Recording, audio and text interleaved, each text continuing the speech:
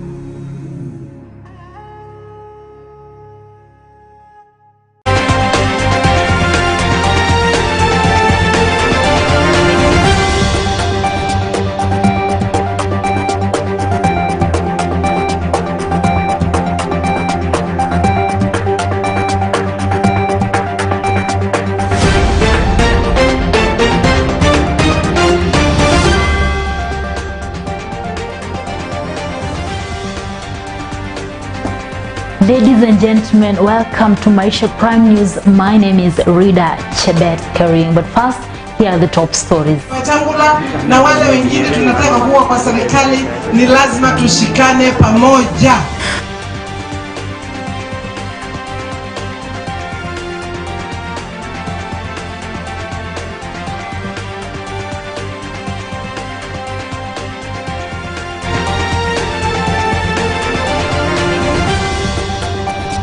Calling upon all members of the society to join the war through the system in whichever way possible in order to stop the spread of the virus.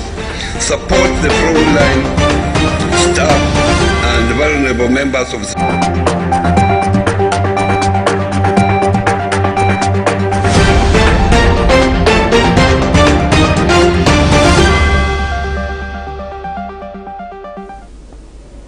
And our top story today, politics in the country is heating up, and as the political temperature rises, the Kitui Governor Charity Ngilu is the latest to add her voice in the source as she reiterated a previous warning, saying that without a formidable unity among other presidential candidates, beating Ruto in 2022 is a dream that will never materialize. This is our first story that looks at the Kenya's political plateau, with a full report from Bushebi Jr. Kitui Governor Charity Ngilu has urged ODM leader Raila Odinga, Ford Kenya leader Moses Wetangula, Wiper leader Kalonzo Musyoka and ANC party leader Musalia Mudavadi to make no mistake of running individually for presidential ticket come 2022. Mudavadi, Mheshimiwa Wetangula na wale wengine tunataka kuwa kwa serikali, ni lazima tushikane pamoja. The county boss wants the four leaders to form a coalition against Deputy President William Samoei Ruto. Tulete mmoja wetu awe rais wa Kenya na si tuwe kwa serikali. Lakini tukisema kila mmoja anaenda peke yake, tulijaribu hiyo njia. Nilikuwa huko 92 tulikuwa kila mtu anaenda kivyake, 97 kila mtu alienda kivyake, tunashindwa na Nyayo. 2002 tulikuwa pamoja, tukashinda Nyayo na Uhuru mara moja. Sasa hawa wanataka kurepeat kitu ambacho tulifanya kwa nini? This comes when the next Kenyan general election scheduled to take place on 9th August 2022, and yet the war of words between Wiper leader Kalonzo Musyoka and ODM leader Raila Odinga seems to have just started ahead of the polls. Mke na bwana wakikosana and you find your partner in the act, caught in the act. There's a serious deficiency of trust. Bado vitu vinaundwa. So far, Kalonzo doesn't trust his NASA counterpart and accused him of failing to honor the coalition agreements they signed prior to the 2017 general election. Lakini wengine wanasema ati hawawezi kuniunga mkono. Mimi si nimeuliza wewe uniunge mkono? Mimi sijatangaza. Bado wanaanza kutetemeka. Naanza kubweka. Subiri bwana, mambo bado. As Wiper continues to dirty ODM's political windscreen, Deputy President William Ruto has finally declared in public his association with the United Democratic Alliance (UDA), confirming the party as what he termed as the hustler's vehicle for the 2022 general election. Tuko na chama ya mahasla. Chama ya mahasla inaitwa nini? In yet another clear indication of a broken relations with his boss, President Uhuru Kenyatta, DP Ruto said that the planned coalition between the governing Jubilee Party and the opposition ODM Party was a plot to deny him the leadership of the Jubilee Party. On their part, the Chungwa Party ODM is in bed with the ruling party Jubilee. President Uhuru Kenyatta's Jubilee Party is planning to sign a pre-election coalition deal with Raila Odinga's Orange Democratic Movement.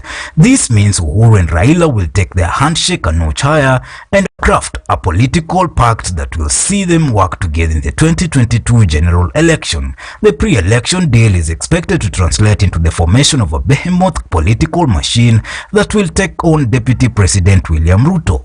We are now doing is to be able to formalize the relationship between ODM and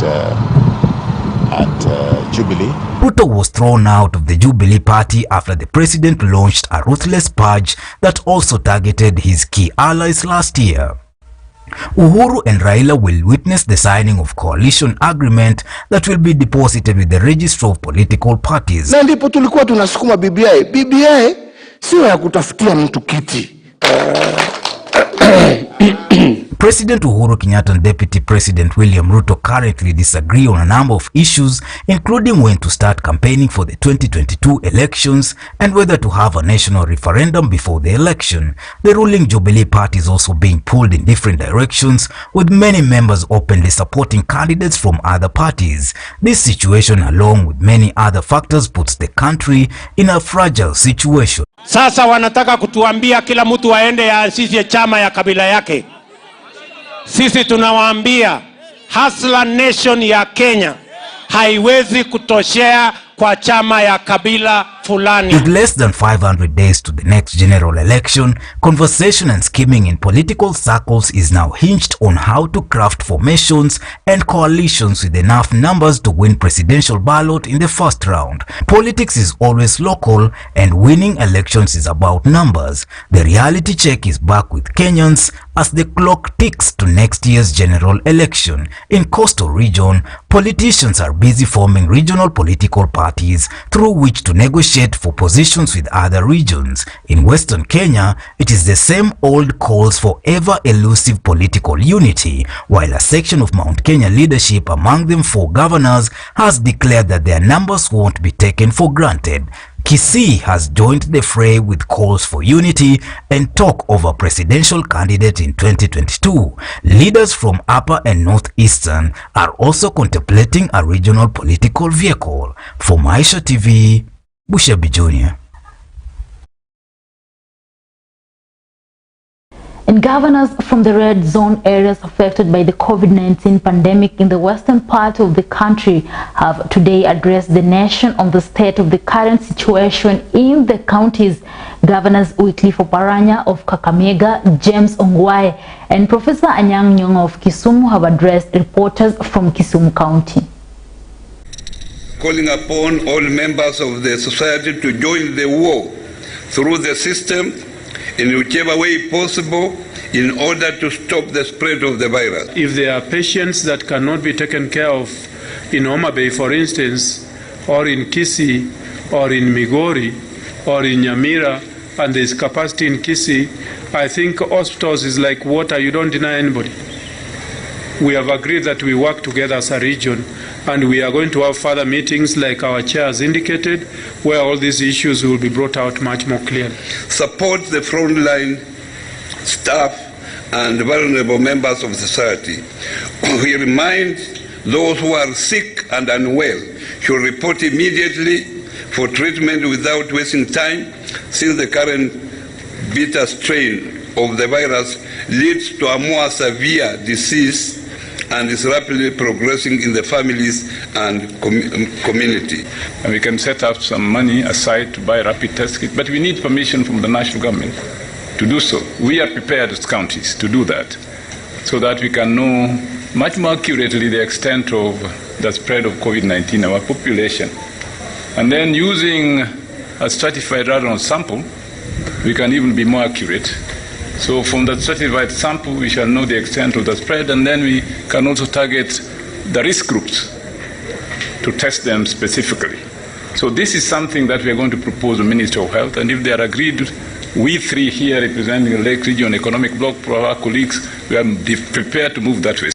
Continue to wear a mask, wash hands, and keep distant.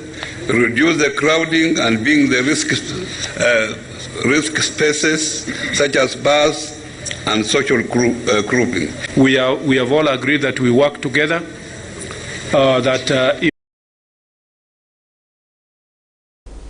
A section of Kenya National Union of Teachers officials has called on the Union Secretary General Wilson Sossion not to interfere with the oncoming elections by colluding with the Ministry of Health to issue restrictive measures under the guise of adhering to the COVID-19 preventive protocols. The statement comes as more new parties continue to popularize their agenda. Amoga Shane reports. Solidarity forever.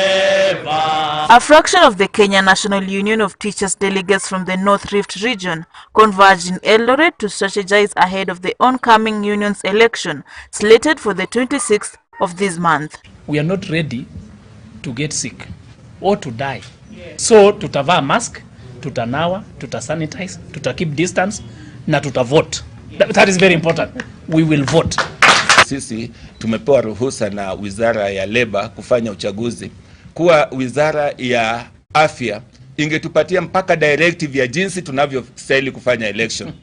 Hiyo si kazi ya Wizara ya Afya kutuambia kuwa tufanye uchaguzi kwa kutumia watu 15 na wengine watumie virtual. Hiyo si kazi yao.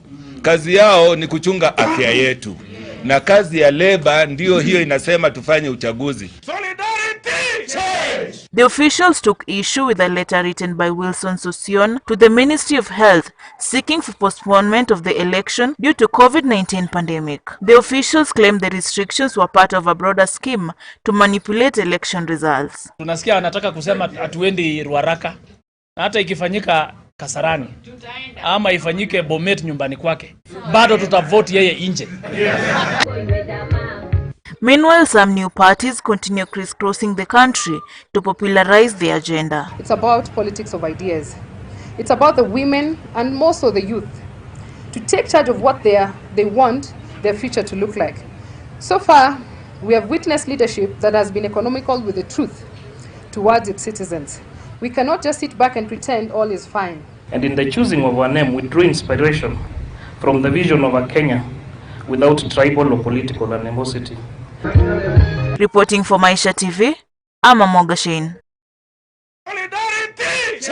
Residents of Kitale town have complained about the slow construction of a highway from Kitale Swamp to the neighboring Uganda, claiming that it is too late.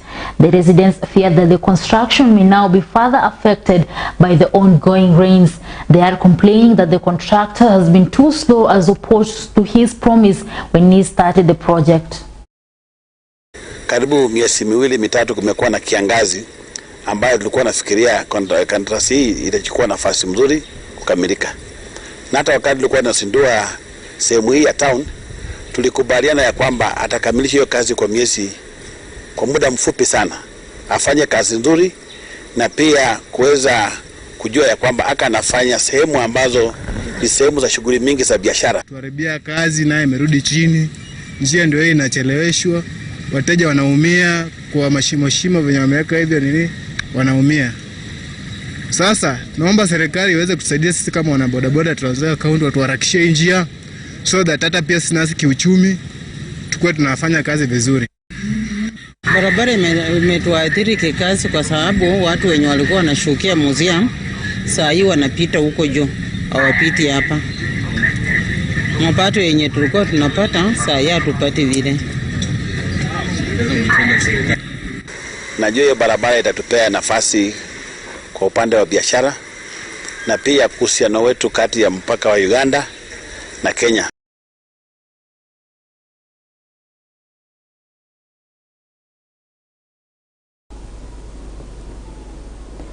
The administration of the second dose of the Oxford AstraZeneca vaccines resumed today following the arrival of the 358,000 doses from Denmark on Tuesday night. While receiving the vaccines, the Health Permanent Secretary Susan Mochache appealed to the faster uptake of the second COVID-19 vaccine doses. Philip Simiyu tells us more. After weeks of panic among Kenyans following the shortage of life-saving vaccine, the exercise has resumed in designated hospitals. This follows the arrival of 358,000 of Oxford AstraZeneca vaccine donated by Danish government. Health PA Susan Muchache, while receiving the vaccine at Jomo Kenyatta International Hospital on Tuesday night, said they targeted priority groups and those who had already taken the first doses would be the first to get the second doses. US government has also offered to donate some vaccines, and Kenya is among the few countries that have already been identified to receive those vaccines. We'll be procuring 10 million Johnson & Johnson vaccines, and we've already put our commitment letter to the AU platform from where we will be procuring these vaccines. And so really we are on the right trajectory as far as vaccinating our people is concerned. We expect the 10 million doses in August. So from August we should have sufficient doses of vaccines that should carry us through at least for the next 2 to 3 months after we have received them. She noted that had it not been for the most recent donation, Kenyans will be left high and dry as only 5,000 vaccines were remaining. Very well that the first dose goes a long way to offer protection. So really already we have about 1 million Kenyans who cannot really get to a very severe form of COVID because they got the initial first vaccine. But most of us now are at the point where we require the second one. Also on behalf of the COVAX facility, WHO, UNICEF and the other partners ask the other governments of the world to follow the Danish example of actually sharing the doses that they maybe have ordered at the beginning of the epidemic, and share those with the countries of Africa so that the whole world can be vaccinated. According to the donation ambassador to Kenya, Ole Tonge, despite AstraZeneca administration stopped in Denmark, the vaccine has proven to be safe. Danish medical authorities, they completely agree with the European Medical Authority and WHO that AstraZeneca is a safe vaccine. The reason why it was stopped in Denmark was actually because we were receiving quite a few vaccines from other companies, Pfizer and Moderna, and at the same time we actually had quite a good control over the pandemic in Denmark due to very intense testing. At a certain point we tested more than 10% of our population every day. So as soon as someone got the virus, it was detected and we were able to keep the numbers low, and that was why the government decided that we actually didn't need the AstraZeneca within our program. Same sentiments were shared by Acting Director General of Health, Dr. Patrick Amoth, who said it is effective against Delta variant. One of the countries which has used AstraZeneca in a big population is UK, and you can see the cases coming down. And even if you are to be able to get infection or transmission. If you are to be able to get the infection, then you tend to get a milder infection that is not going to land you in hospital, and therefore your risk of getting a severe infection and death is highly reduced. So we still commend strongly. And in fact, one place where we are going to deploy this vaccine is the Western Belt. Rejoicing over the arrival of second vaccine dose, Bungoma residents have called the government to give the priority to the group of people who are at risk of conducting COVID-19, among them being business people. Watu wa kwanza ambao wanastahili kupewa hii chanzo ni watu wa mashinani. Haswa sana sasa hivi huu msimu kuna shule. Hivi pia tuna wale walimu.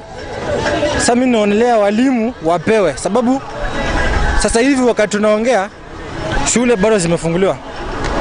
Juzi rais amefunga makanisa na ofisi chache. Lakini kitu tunataka watu wa mashinani wapewe kwanza chanjo. Shughuli ziendelee kama kawaida. Tuna imani ya watu wakipewa chanjo, ile masaa ambayo ya kafi imewekwa saa 1 itasongeshwa kidogo na ofisi zingine makanisa itafunguliwa. Sasa kwangu mimi niko na matumaini hii chanjo ya pili itasaidia. Mtu kwa mfano ukiwa wewe mwanabiashara, wewe mtu unauza kiatu ama unauza nguo, unaweza pata ule customer ambaye hana mask, hajajisanitize na anakuja anashika kiatu chako. Hapo hiyo contact kati ya mimi na yeye anaweza fanya nipate ugonjwa wa corona. Lakini kama mimi mwanabiashara sijaangaziwa kupewa hii chanjo, ingeangaziwa kwa watu ambao serikali yenyewe inajua kweli hao watu lazima wanaweza pata ugonjwa. Kwa mfano kama mwanabiashara, wafanyakazi wa chini kama wale wenye wanaenda mjengo, kwa sekta ndogo ndogo hizi hawajaangazia sana.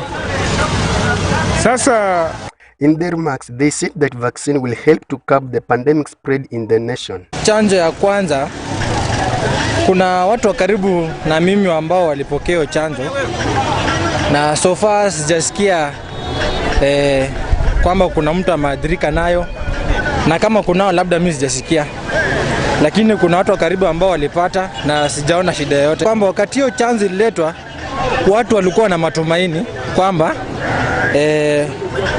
huu ugonjwa utaweza kudhibitiwa, lakini tulikuona kwamba rais alikuja akafungua sekta mbalimbali, curfew ikatolewa ikapeleka mpaka saa 4 usiku, watu wakaruhusiwa kuingia kwa biashara ingawaje kuzingatia masharti ya corona. Wasianze na wale viongozi, maana viongozi wako na uwezo wa kupata mingi. Hao hata wanaweza kimbia huko, lakini wale wa chini hawapati kitu yote. So waanzishe na watu wa mashinani huko chini kabisa. Philip Simiyu, Maisha TV. And Mombasa County Commissioner Gilbert Kitios urged the area residents to strictly observe the COVID-19 protocols in order to slow down the surging numbers of positive cases. Kitio, who is also the co-chair of the county COVID-19 response committee, warned that the number of positivity cases is expected to increase during the coming month and advised the residents to continue following Ministry of Health guidelines to contain the disease. Mwezi wa 7 ambao ni mwezi ujao kutakuwa na peak ingine, yani hiyo ugonjwa itaenda juu hata zaidi. Kwa hivyo hii awareness creation ya leo imekuja katika wakati ambaye ni nzuri hata zaidi na itaweza kutusaidia hata sana. Katika kaunti hii wale watu ambao wamepatikana na ugonjwa hii ya COVID-19 wamekuwa ni 12,061. Na kati ya hawa wala ambao wamerecover ni 10,191. Na wale ambao bahati mbaya wamefariki ni 365. Na kuna chanjo ambayo imepeanwa. Wale ambao wamechanjwa Mombasa ni 35,911. Kwa hivyo ile nitasema ni kwamba tunaomba wakazi wa Mombasa na wote ambao wananisikiza, tafadhali tusingatie haya mambo ya COVID-19 protocols. Ukiwa kwenye hoteli, wala wa mabaa wafunga kwa hizo masaa ambayo inatakikana. Ndani ya matatu weka ile social distance. Maofisi hizo pia ziwekwe hiyo mambo ya social distancing na kufaa barakoa wakati wote. Hii ugonjwa bado iko na sisi na bado itakaa na sisi. Kwa hivyo tunashukuru hii timu ya leo, watatusaidia sana kwa kutangaza haya mambo ya corona na create awareness. Na hiyo ugonjwa haibakui viongozi, haibakui mwananchi wa kawaida, haibakui tajiri, haibakui maskini. Wewe utaifanya tu, unafikiria huko na nguvu za kifedha, nguvu za kisiasa, lakini kikupata hizo zote utasahau. Kwa hivyo naomba kwamba tafadhali tushirikiane ili tuweze kupigana na vita na hii corona na tuweze kufaulu. And as the COVID-19 continues to threaten the western region, the Bungoma County health workers entered the second day of their protest over delayed payments. According to the chairperson of the clinical officers, the workers have not been paid since May. Here is how the situation was. Amid rising coronavirus cases and the deadly toll the pandemic is taking on frontline health workers, Bungoma County healthcare staff at public hospital on Monday protested, leaving patients hanging. The protesting workers, including nurses, clinical officers, nutritionists, but so far not doctors, lamented that they have not been paid their salaries for 2 months now. As we are here today, we are here as a collection of all cadres. We are having the nurses, the laboratory technicians, the pharmacists, the public health, clinical officers, occupational therapists, the nutritionists, the medical laboratory, all cadres in health, the 21 cadres, we are all here. We are complaining about our employer who has not paid us the salary of May. This is June. We are approaching the end. We've not been paid. Owing to their go-slow, the health workers have threatened to spill the beans on their compounded predicament at work if their needs are not met in 3 days. And we want to send a very strong warning, because it will not end at this. The effects of the strike, which was announced on Monday, will likely be seen on Tuesday morning, with many people on social media lamenting the lack of services in public hospitals. We are having a good 3-day parade. Today we are here in these grounds. Tomorrow we'll be presenting a strike notice to the Bungoma residents and the administration in general, because this will culminate to a total strike, because health workers cannot work without being paid. People will be forced to seek expensive services at private hospitals in case the situation escalates to a full-blown strike. And we want to advise also the residents of Bungoma, who are actually the beneficiaries of our services, to prepare themselves to seek services elsewhere. Because by the end of the day, if workers are not paid, the schools are opening by July. And the healthcare workers have lost the dignity. So far, the county government of Bungoma has not yet issued a statement regarding the statement by the health workers. In their submission, the protesting health workers insisted on payment that was delayed due to Bungoma County Assembly's failure to pass a finance bill to facilitate the disbursement of their monies. But what we are so much against is the whole idea that the county assembly has not passed a bill that contains our salaries for the month we are talking about. Therefore, we have asked our members to be here today across the 10 sub-counties. If you go around the 10 sub-counties, the services are not running. Members are on a parade to make sure that they compel the county machinery to pay the salaries of our healthcare workers. The agitated frontline workers want the Bungoma County Assembly to allocate more funds to the health department during the COVID-19 pandemic period. We are sitting on the budgets here.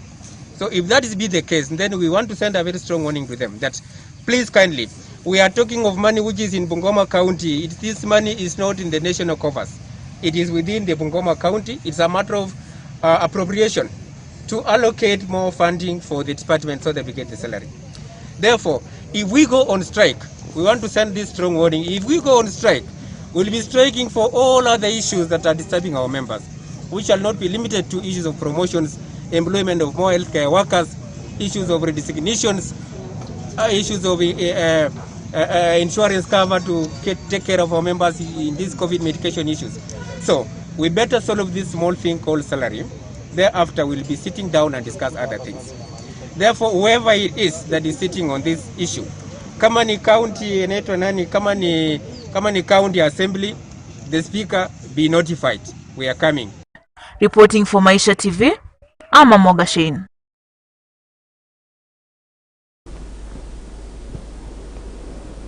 And Kenya and the European Union (EU) have unveiled a strategic dialogue framework through which they seek to step up bilateral relations. The dialogue recognizes Kenya as a strong democratic partner of the EU with the potential of enhancing regional stability. President Uhuru Kenyatta, who is currently on a 2-day visit in Brussels, is also seeking to strengthen ties between Nairobi and Brussels.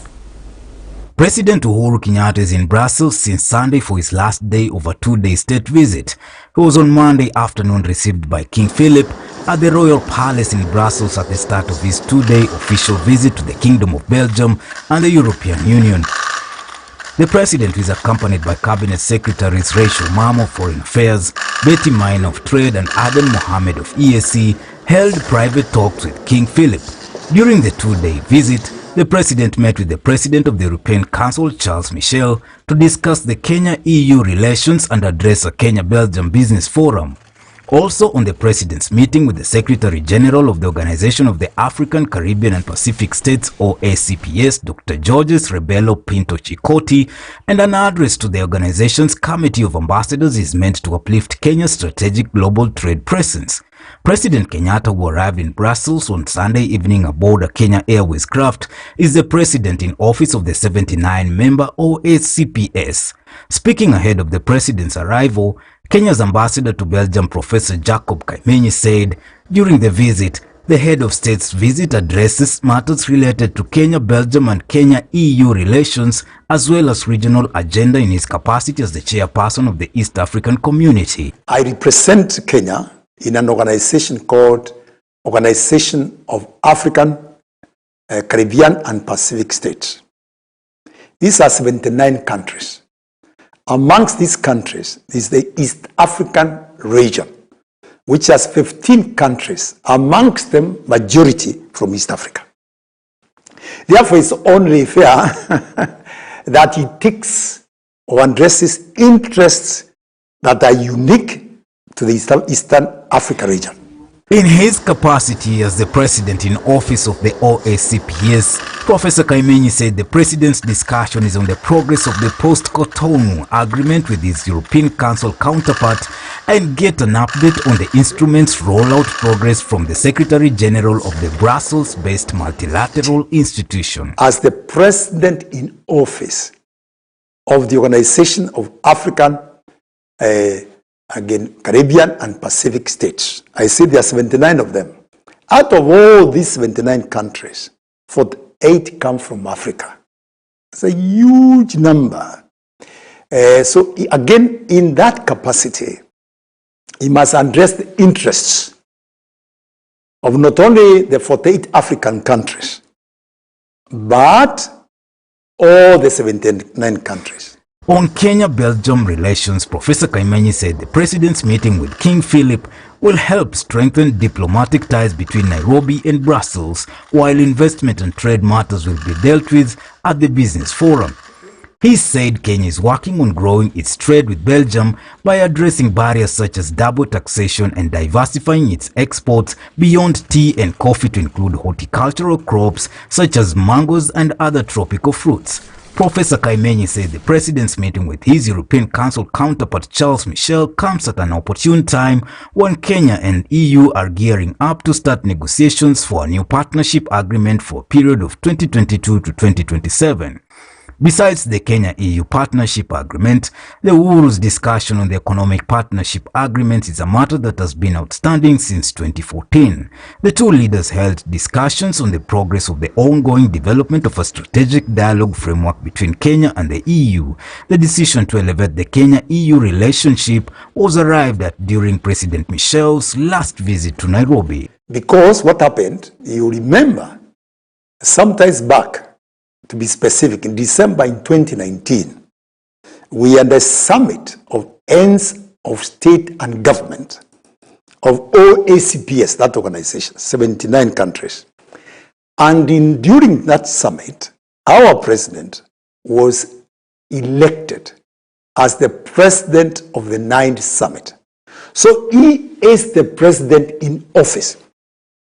And when he wears that hat, it's only fair again he addresses issues of concern for the 79 countries. Specifically, the promotion of multilateralism. In his meeting with Dr. Chikoti and address to the Committee of Ambassadors of the OACPS, Professor Kaimenyi said the president received an appraisal on the implementation progress of the 2019 Nairobi Nguvu ya Pamoja declaration and provide guidance on the next steps. Maisha TV. Thank you so much for keeping me company throughout the bulletin. That's all we had for Maisha Prime. My name is Rida Chebet Karim. Enjoy the rest of your video.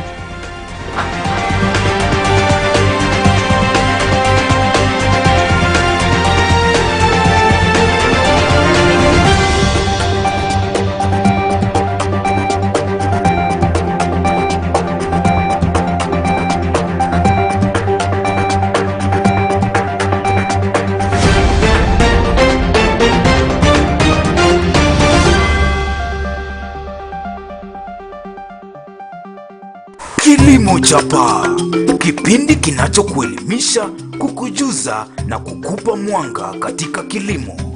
Kipindi kilichorahisishwa hatua baada ya hatua kwenye safari ya kilimo na biashara. Nia yetu ni kukupa ujuzi kwa njia ya vitendo, haswa kwenye maeneo ya ufugaji, upanzi wa mimea, magonjwa, magugu na hata wadudu. Tunakupa fursa ya kufahamu kilimo kwa kina. Ungana nasi kila siku ya Ijumaa saa 12 jioni katika Kilimo Chapa, makala yako kwenye runinga uipendayo, Maisha TV.